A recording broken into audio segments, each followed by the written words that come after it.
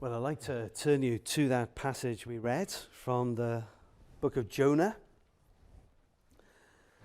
And I want to read from verse 5 through to verse 12 again. So Jonah, chapter 1, verse 5 to 12. All the sailors were afraid, and each cried out to his own God, and they threw the cargo into the sea to lighten the ship. But Jonah had gone below deck, where he lay down and fell into a deep sleep. The captain went to him and said, "How can you sleep? Get up and call on your God. Maybe he will take notice of us so that we will not perish." Then the sailors said to each other, "Come, let us cast lots to find out who is responsible for this calamity." They cast lots, and the lot fell on Jonah. So they asked him, "Tell us, who is responsible for making all this trouble for us? What kind of work do you do? Where do you come from? What is your country? From what people are you?" He answered, "I am a Hebrew, and I worship the Lord, the God of heaven, who made the sea and the dry lands." This terrified them, and they asked, "What have you done?" They knew he was running away from the Lord because he had already told them so. The sea was getting rougher and rougher, so they asked him, "What should we do to you to make the sea calm down for us?" "Pick me up and throw me into the sea," he replied, "and it will become calm. I know that it is my fault that this great storm has come upon you." Well, we all know a thing or two about storms. Nobody lives very long in this world without finding themselves in trouble of some description. And certainly the last 2 years, we've all lived through a tremendous storm as COVID has blown through and lingered over our lives. And I don't know about you, but one of the questions that raised for me is, well, what is God doing? Whether it's the personal storms that come, whether it's the great storm of COVID itself, what is God doing? Why has he allowed this? I suppose you could answer that question at a lot of different levels, and there'd be a lot of levels we just can't answer it at. You know, how can we know exactly what God is doing? But I think there's one obvious thing, which you find in this passage, you find it in a number of other places. One big thing God is seeking to do through the storms of life, and that is that he's seeking to awaken us, and to awaken us spiritually. He's seeking to stir us out of the ordinariness of our everyday lives. He's seeking to wake us up, to think about him, to think about how we relate to him, to think about the direction of our lives, to think about the end of our lives, and to really set ourselves seeking him. Now you can see it here. Jonah is a prophet of the Lord. He's been given a specific task to go to Nineveh. It's a big task. He doesn't want to go. And so we find Jonah is heading in the opposite direction. He's on the run from God. And he heads into this ship that's going to Tarshish. So Nineveh is in the east, Tarshish is in the west. So he's going the opposite direction. And so exhausted, I guess, from all that's been happening to him, he heads into the depths of the ship and he falls into a deep, deep sleep. And maybe he thinks that's the end of it. Sleep away the journey, and hopefully we'll be a lot nearer Tarshish and a lot further from Nineveh by the time I wake up. But we see that God is not willing to just leave it like that. And it's a very good thing that God is not willing to leave it like that. And so we find that God comes after him, and he comes after him with a great storm. He hurls, that was the word in the ESV, he hurls a great storm, a great wind at this ship. and this ship and its sailors, they find themselves in a storm unlike any other they've ever experienced. And as the sailors panic about the storm, what we find in chapter 1 and chapter 2 is that Jonah experiences a great awakening, not just from his sleep in the bottom of the ship, but from his spiritual sleep. And so the story really of Jonah is the story of a man who moves from this position of being spiritually asleep to the point where he's wide awake and he's seeing clearly what's really going on, and he's seeing clearly his own circumstances in life, and he sees clearly what he has to do. Now, what I want to do today, and we're going to start this morning, I'm going to finish it tonight, is I want to follow Jonah on that journey. Because I think it's a journey that we all need to make. We need to make it for ourselves the first time, if you like. But you know, we can get very sleepy as Christians. So we need to make it to awaken us to come to Christ and become a Christian. But we also need it, once we are Christians, to continually be able to wake ourselves up to spiritual reality.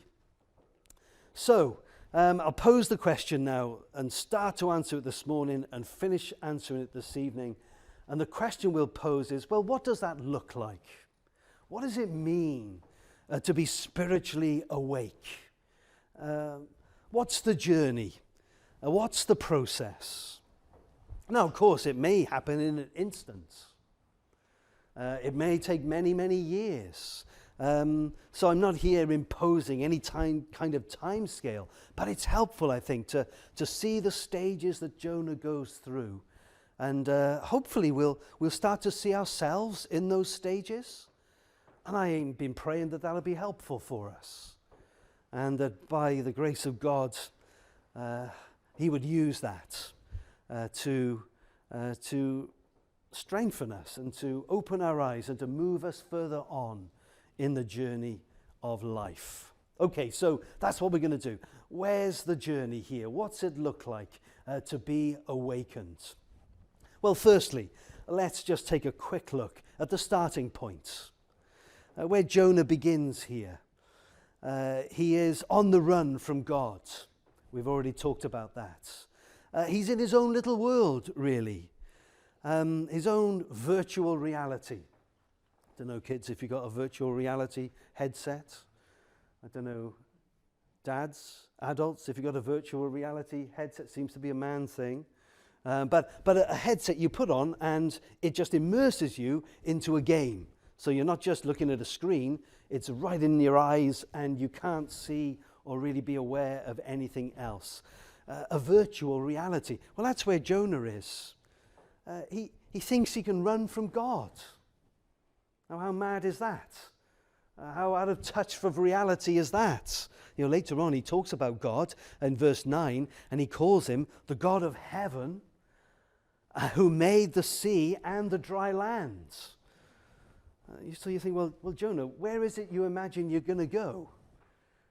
What area are you going to find that's going to keep you out of the reach of God?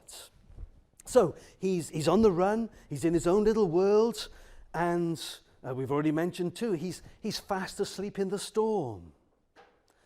So the storm is going on, but it's not having any effect on Jonah. He's oblivious to it all. And I think he's a tremendous picture, really, of where we all start. Maybe some of us are on the run from God, and we've been on the run for a long time. Maybe others just live in our own little worlds, you know, in denial about really life and the big issues of life. We can't face them, so we just pull in our horns and we immerse ourselves in the TV or in whatever it is that gives us a little bit of relief, and we lost touch with reality. Or maybe we are fast asleep. No real concern about God, no real awareness of God. Maybe coming to church, yes, but your heart's not really in this. You're physically here.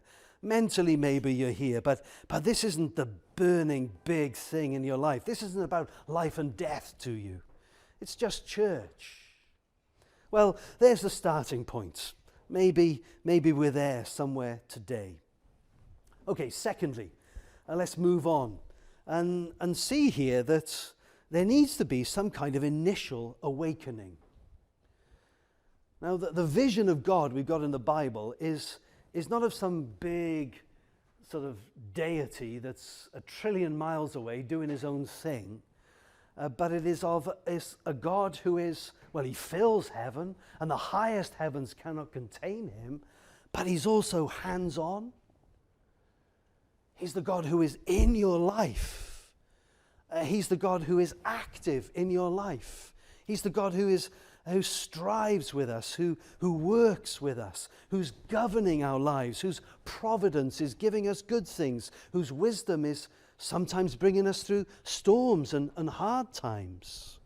And he's working in order to stir us. Now, what are some of the ways whereby God would stir us? Well, maybe the first verse tells you that. How did God first get Jonah's attention? Well, it says the word of the Lord came to Jonah. Now there's the great way, the main way, the big way, the clearest way that God seeks to stir us. God seeks to move us through his word, through the Bible. So you come to church and we have preachers in church. Why do we have preachers in church? Well, because that's how God speaks. As the Bible is opened up, as its truths are held up and explained, and then the implications of them are set out, and somebody exhorts us to really think about it and to engage with this. That's God's great way of getting our attention, of shaking us. But it's not the only way. I mean, here, Jonah's managing to ignore the word of the Lord and just full on disobeying it. We're all quite capable of that. And so, God's not at a loss what to do next. Next strategy is to pursue him with a storm. Now, you see the significance of that. I think it's legitimate to say that the storms of life, even the great storm of COVID, has been sent to stir us, to awaken us. And so there has been a tremendous shaking from God that's gone on in our nation, in our lives over the last 2 years. I'm wondering what difference it's made. Initially we were all so shocked, weren't we? All so shaken, cowering in our homes, frightened of what this might be and what this might do. But, human beings, we're tremendously resilient. And we can sleep through anything. And we can get back to sleep if only we were that resilient in normal sleep. But it's spiritual sleep. We can get back to sleep so easily. Don't need to count the sheep. We don't need the eye mask. We don't need the lavender. Easily, natural to us to slip back into our coma. Well, God has been shaking us. I wonder what it's done. I wonder how alert you are now to your own mortality. Well, God's shaking us through the storms of life. Another way that God will shake us, and this at this point I'm thinking about something that's not really in the text. You could maybe get it out somewhere, but it's certainly a biblical idea, and that's the reality of a conscience. You and I, we've got a strong sense of right and wrong, at least when we think we're in the right. And we've got a razor-sharp sense of injustice, especially when we feel we've been wronged. That's a God-given thing. A sense of right and wrong, a morality. It's part of being made in the image of God. And along with that, there comes a conscience, which is something within us. It belongs to us. It's part of our humanity. And if we do the right thing, we feel good about it. That's the conscience, affirming us. We do the wrong thing, we feel bad about it. That's the conscience accusing us. And God has put, if you like, a sort of little mini smoke alarm in our very beings, in our very souls. And so you should never ignore it. You know, if you hear a smoke alarm, it's not safe to turn over and go back to sleep, is it? You better get down there and check the kitchen's not on fire. Well, it's the same spiritually. If you have a bad conscience, don't smother it. Don't just push it away. Don't just drink it away. That's what plenty of people do. Don't just play it away, shop it away, watch TV it away, get out a box set and look. That's what plenty of us do. Don't medicate a guilty conscience. No, it's a smoke alarm. It's God seeking to stir us. Another thing that God can do to begin to wake us up is he can do it through some very unexpected people. I mean, you see it here with Jonah. Here he is in the bottom of the ship. He's fast asleep. How does it begin? How does he start waking up? Well, he's not listening to the word of the Lord. He's not listening to the storm. He's certainly not bothered about his conscience. In verse 6, though, the captain of the ship goes down and just won't let him rest. The captain of the ship goes down and he tells him to get up. And look what he says in verse 6. How can you sleep? He rebukes him. He says, get up and call on your God. You see, this is a pagan man. He's not a believer in the Lord. You know, we wouldn't welcome him into church membership until he'd been converted. And yet, this man, who's a pagan, is rebuking the prophet of the Lord because he's not praying in the midst of this storm. It's a remarkable thing, don't you think? And God can use some unexpected people. He can use unbelieving people to wake us up and to stir us. You know, and as the story goes on, you find that the sailors, the other people on the ship, they play a massive part in the awakening of Jonah spiritually. See, God can use all sorts of things. And what I'm trying to point out here is that he's active in your life. Don't explain these things away and just say, well, that's the way the world is, or that's just the way we've evolved, or that's just, too much cheese late at night, or whatever it is. It's just a psychological thing. Don't. That's what the world does, isn't it? That's what the secular world does. Explains everything away. But we know better than that, don't we?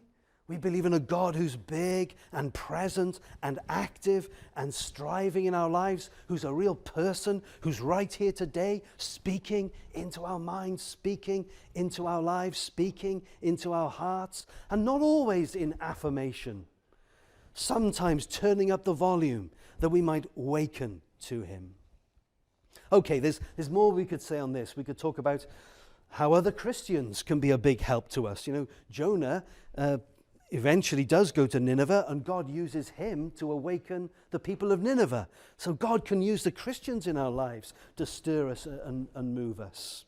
But all of that was my second point, to say that there's got to be an initial thing that gets us moving, something that stirs it. Maybe an illness, maybe a tragedy, maybe a fear, maybe COVID, maybe a sermon, maybe a Bible verse on a calendar or outside a church. Maybe some other person who's not a believer themselves who stirred us up and made us think, or told us off and told us to pull ourselves together. Or maybe some other Christian who's been praying for us and trying to come alongside us in order to help us.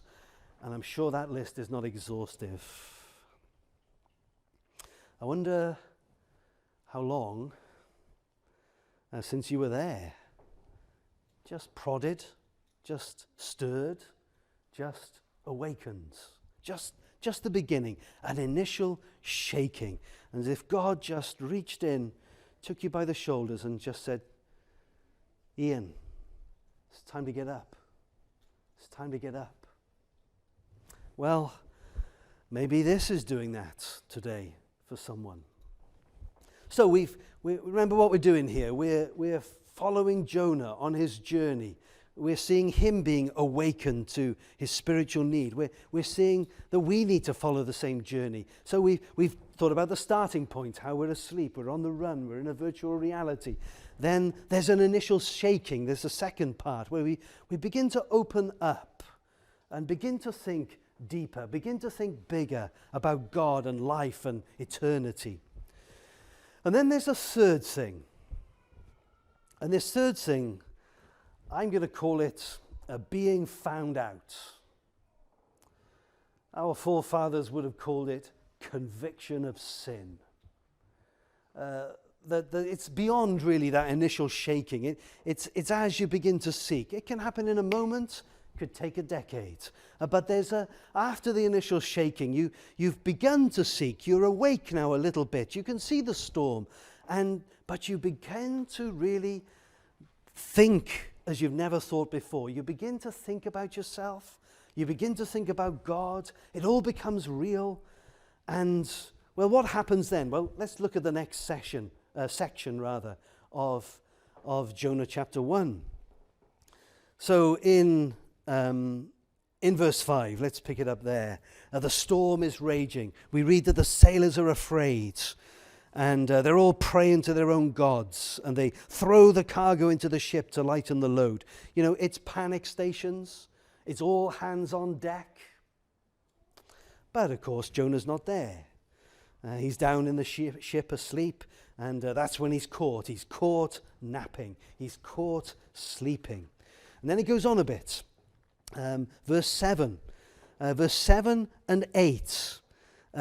There's a bit of an inquiry. So the storm is still raging. They've jettisoned the cargo. They still feel in danger. And so what they do is they gather together. They say, look, this is not an ordinary situation here. We've taken the most drastic measures we can find. We've thrown the cargo overboard. But still the storm rages. And so their beliefs start to kick in. Their pagan beliefs start to kick in. And they're starting to say, this is no ordinary storm. Somebody here has done something. The gods are angry with us. The gods are out to get us. And so they hold an inquiry. And now what they do is something which I guess they did back then. They're looking at each other saying, right, which one of you is it? And they cast lots in order to decide. So drawing straws, different ways of doing it. They cast lots. Now, I don't think that's something we're supposed to do as Christians. That's not a good way to make decisions. But what happens here is that God overrules. So you've got these pagans with their sort of pagan ideas, and God comes and he overrules those pagan ideas, and the lot, we're told, falls on Jonah. So put yourself in Jonah's shoes. That's what we're trying to do. You've been woken up. You suddenly find yourself in this massive storm. Everybody's panicking. You're coming out a bit bleary-eyed. You've had a good telling off from the captain. So you come out to see what's going on. And this storm is shocking. And the cargo's going overboard. And you suddenly realize you're in a situation. And then you find yourself suddenly being turned on by these sailors. And they're looking for a cause for all this. They've decided this is not normal. And Jonah's here, and the lot falls on him. Now, what's happening there? Well, they're not wrong, are they? It is because of Jonah. And so what's happening here is Jonah is getting exposed. First he's been exposed as being asleep, but now he's being exposed as the cause. And so in verse 8 now, they give him a grilling. So they got their suspect. And so they stick him in the chair. They shine the bright light in his eyes. They didn't really do that. I made that up. And they want to know, tell us who's responsible for making all this trouble for us. What kind of work do you do? Where do you come from? What is your country? From what people are you? Suddenly, Jonah feels he's in the spotlight. And he feels now he's being fingered as the victim, the villain in this particular scenario. So they ask him the questions. I suppose the big moment is in verse 10. He tells them who he is in verse 9. I'm a Hebrew. I worship the Lord, the God of heaven, who made the sea and the dry lands. And then in verse 10, the sailors, who are scared enough already, their terror levels go off the scale. It's one thing to be dealing with one of the little pagan deities, the god of the mountains, or the god of fertility, or whatever it is, or the god of the storm. But everybody knew about the God of the Hebrews. Everybody knew that he was the one high God. Everybody knew that he was the God who demolished Pharaoh all those centuries before. Everybody knew about the Lord. And if it's the Lord then who's coming for them, boy, they are in big trouble. And so they really go for Jonah now. So verse 10, this is the big moment. They say to Jonah, "What have you done?" Can you see how the net is tightening? They're spiraling in upon him. He's the one in the wrong. He's the one on the run. He's already been awakened now. He's come out into the storm. And suddenly the focus is on him. His conduct is being examined. And the question is being asked, "What have you done?"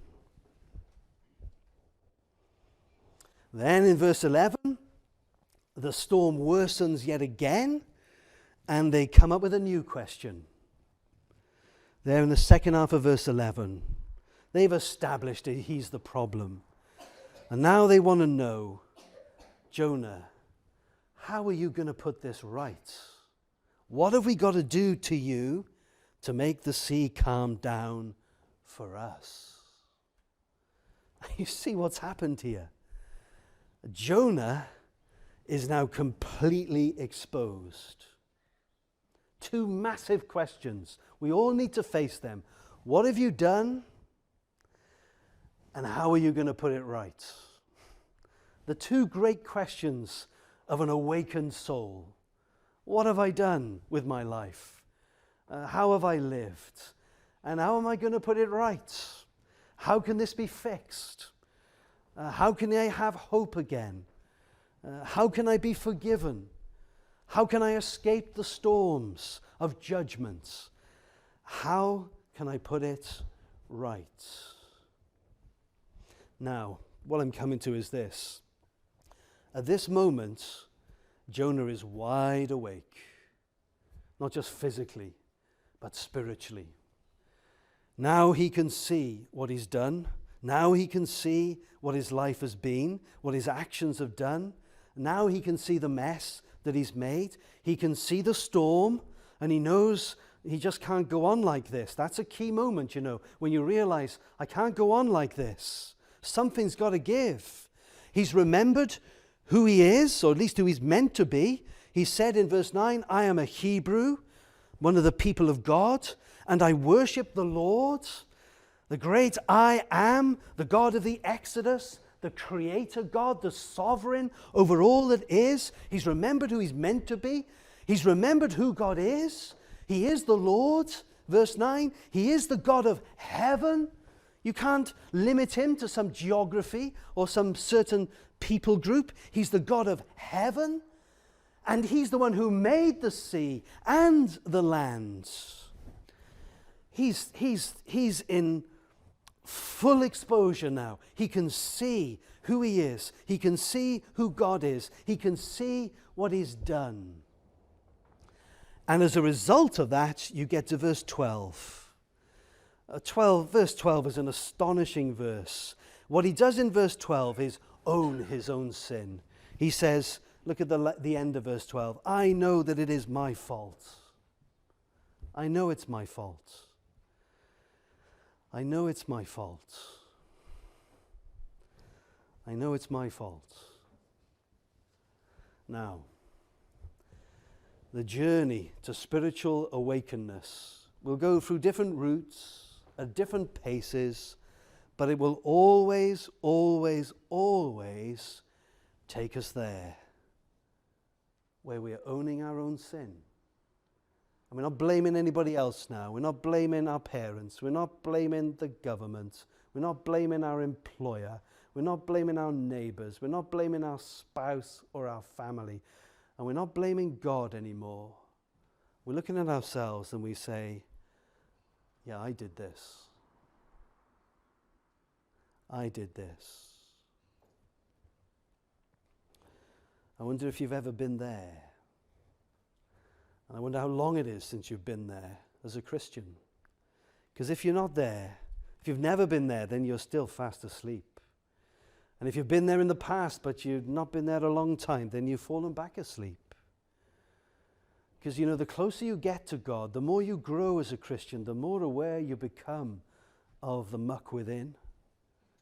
And the more urgent it becomes to deal with it, and the bigger the whole issue of your sanctification becomes. It's not an easy place to be. But know this: if you are there, then God has worked a miracle in your life. You know, we say, why doesn't God do something? Well, if you're there, I tell you this, God has done a miracle within. He has brought you to an amazing place. He has opened your eyes to the things that we desperately need to know and understand. And from this moment, there is great hope. This is a turning point, in other words. And so what does Jonah do? Let's come to the fourth thing, the fourth step on his journey, the final thing. We talked about the starting point. He's on the run. We talked about the initial shaking, God using the storm or unexpected people. Then we talked thirdly about this conviction of sin, being found out and having to face the fact that we carry responsibility for our own lives. Now the fourth thing, what does he do next? Well, this is the key moment where things start to turn around. This is the moment where he is saved, if you like. What he does is he surrenders to God. He just surrenders. He stops arguing. He stops trying. He stops fighting. He's realized he's the problem. He's realized he cannot fix it. And so he gives himself, lock, stock, and barrel, gives himself to God. I think that's what he's saying in the first half of verse 12. They ask him, what should we do to you to make the sea calm down for us? And verse 12, he looks them in the eye and he says, you pick me up and you throw me into that sea and it will go calm. Now, what is that moment? Well, that's not about despair. He's not saying, I just end it all. It's not an act of atonement either. He's saying, well, I'll sacrifice myself and pay God back for my own sins. And it's not about escape. So he's not just saying, let's just get away from this whole situation. So what he says in verse 12, it's not suicide. I think that's very, very important. God will never ask you to destroy yourself. Never. Do not hear me say that today, that is somehow what God is asking. God will never ask you to harm yourself. God will never ask you to destroy yourself. That is always Satan. So any idea, any suggestion that ever comes into your head that you should harm yourself, that you should destroy yourself, understand that that comes from hell itself. And you resist it. And you get whatever help you need, because God will never ask that of anyone. So this is not suicide. He's not throwing his life away. What it is something actually quite remarkable and wonderful. What he's doing here is putting himself in God's hands entirely, totally, and irreversibly. He knows he can't save himself. He knows that God is his only hope. And hasn't he just said in verse 9 that his God is the God who made the sea? And isn't he then remembering that he's the great creator who made the sea and everything in it?